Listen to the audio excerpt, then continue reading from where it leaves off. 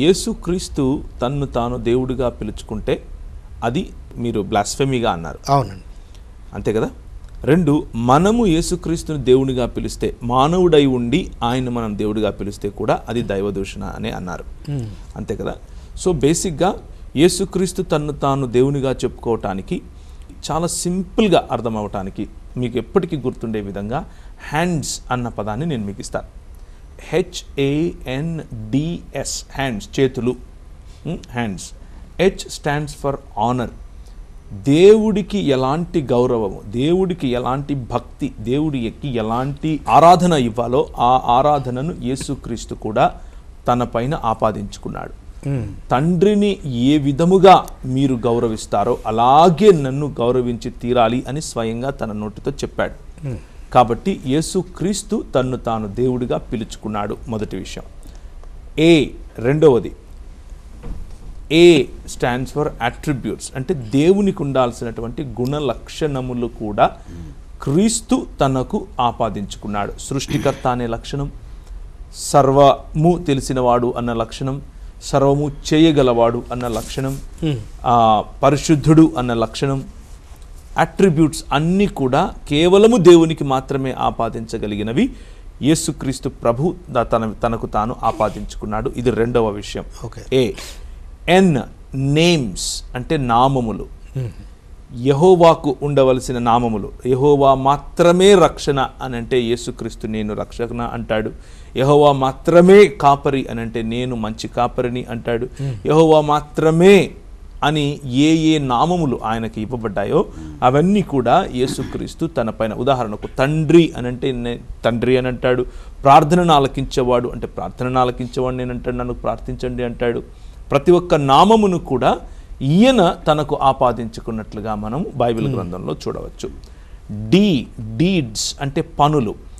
తండ్రి చేసే పనులు లేకపోతే దేవుడు చేసే పనులు అన్నీ కూడా యేసు ప్రభువు చేస్తాడు.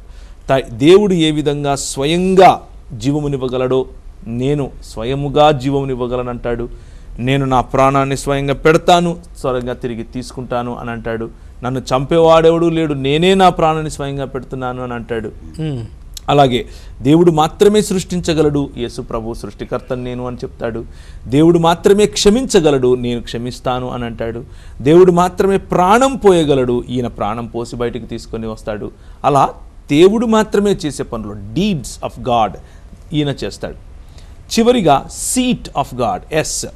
హ్యాండ్స్ అన్న పదంలో HAND చూసాము, ఇప్పుడు S చూస్తున్నాము. సీట్ ఆఫ్ గాడ్, దేవుని సింహాసనము పైన కూడా ఈయన కూర్చుంటాడు. ఈయన తండ్రి కుడిపార్శ్వమున కూర్చున్నట్లుగా దేవుని వాక్యం చెప్తుంది.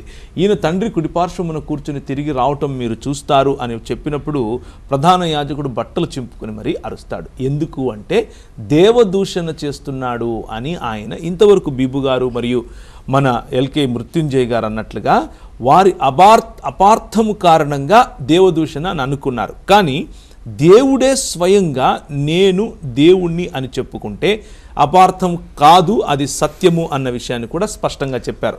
ఉదాహరణకు ఒక్క మాట చెప్తాను. హోషియా గ్రంథంలో ఉన్నటువంటి ఒక వచనం చదివి ఇప్పుడు ఎవరిని దేవదూషకుడు అనాలి అన్నటువంటి ప్రశ్న నేను వేస్తాను తిరిగి. 1వ అధ్యాయము 7వ వచనం. ఇక్కడ ఎవరు మాట్లాడుతున్నారు అనంటే దేవుడు మాట్లాడుతున్నాడు. 5 నుంచి నేను చదువుతాను. ఆ దినము నేను యెజ్రెయేలు లోయలో ఇశ్రాయేలు వారి విలును విరుతును, పిమట ఆమె మరలా గర్భవతి అయి కుమార్తెను అనగా యెహోవా అతనికి సెలవిచ్చింది అనగా దీనిలో లోరుహామా అనగా జాలినొందనిది అని పేరు పెట్టుము, ఇక మీదట నేను ఇశ్రాయేలు వారిని క్షమించను అంటూ ఏకవచనంలో దేవుడు మాట్లాడుతూ ఉన్నాడు. దేవుడు మాట్లాడుతూ ఏమంటున్నాడంటే వారి ఎడల జాలిపడను, అయితే యూదా వారి ఎడల జాలిపడి విల్లు ఖడ్గము యుద్ధము గుర్రములు రౌతులు అను వాటి చేత కాక తమ దేవుడైన యెహోవా చేతనే వారిని రక్షించుదును అంటాడు. మాట్లాడేదెవరు? యెహోవా దేవుడు. ఏమంటున్నాడు? నేను ఖడ్గం చేత విల్లు చేత గుర్రాల చేత రౌతుల చేత వారిని రక్షించను కానీ తమ దేవుడైన యెహోవా చేతనే రక్షిస్తాను అని అంటున్నాడు. ఈ ప్రకారంగా ఆలోచిస్తే దేవుడు దేవదూషణ చేస్తున్నాడు. దేవుడు కాని వారిని దేవుడు అంటే దేవదూషణ అన్నారు మీరు. ఈ లెక్కన దేవుడు ఒక్కడే అయి ఉండాల్సినప్పుడు యెహోవా దేవుడు దేవదూషణ చేస్తున్నాడు అన్న అర్థం వస్తుంది. అవునా కాదా? ఇదే విషయాన్ని ఇంకా ఆలోచిస్తే ఇర్మియా గ్రంథం 14వ అధ్యాయం 10వ వచనంలో కూడా దేవుడు యెహోవా చేతనే నేను రక్షిస్తాను అంటూ మాట్లాడిన స్టేట్మెంట్ ఉంటుంది. అలాగే ఆదికాండం 19వ అధ్యాయం 24వ వచనంలో కూడా దేవుడు అంటే ఈ భూమి మీద నిలబడుకున్నటువంటి యెహోవా పైనున్నటువంటి యెహోవా వద్ద నుండి అగ్నియు మరియు గంధకములు కురిపించును అన్న మాట ఉంటుంది. ఎందుకు నేను ఈ మాటలు చెప్తున్నాను అనంటే, ఒక వ్యక్తి ఇంకొక వ్యక్తిని దేవా అని పిలిస్తే అది దేవదూషణ అవుతుంది అని అంటే ఆ మాట తండ్రి అయినటువంటి దేవునికి కూడా ఆపాదించి తీరాలి అని చెప్పాల్సి ఉంటుంది. ఎందుకు అనంటే హెబ్రీయులకు రాసిన పత్రిక 1వ అధ్యాయం ఏం చెప్తుంది? ఈ దూతలను వాయువులుగాను సేవకులుగాను పిలిచాడు, కానీ తన కుమారుణ్ణి ఏమని పిలిచాడు అని చెప్తూ ఉన్నప్పుడు దేవుడే తన కుమారుడైనటువంటి యేసు ప్రభువును ఏమంటున్నాడు అనంటే అగ్నిజ్వాలలుగాను చేసుకునేవాడు అని తన దూతలను గూర్చి చెప్పుచున్నాడు, కానీ తన కుమారుని గూర్చి అయితే 1వ అధ్యాయం 8వ వచనం, దేవా నీ సింహాసనము నిరంతరము నిలుచున్నది, నీ రాజదండము న్యాయార్థమైనది అని యేసు ప్రభువును తండ్రి అయిన దేవుడు దేవా అని పిలుస్తున్నాడు. మనమిచ్చే డెఫినిషన్ ప్రకారంగా తండ్రి అయిన దేవుడు ఇప్పుడు దేవదూషణ చేస్తున్నట్లు. కానీ బైబిల్ దాన్ని దేవదూషణ ఎందుకు అనదు అనంటే సత్యమును మాట్లాడితే దైవదూషణ కాదు అని ఇంతవరకు మన సహోదరులు చాలా స్పష్టంగా చెప్పారు.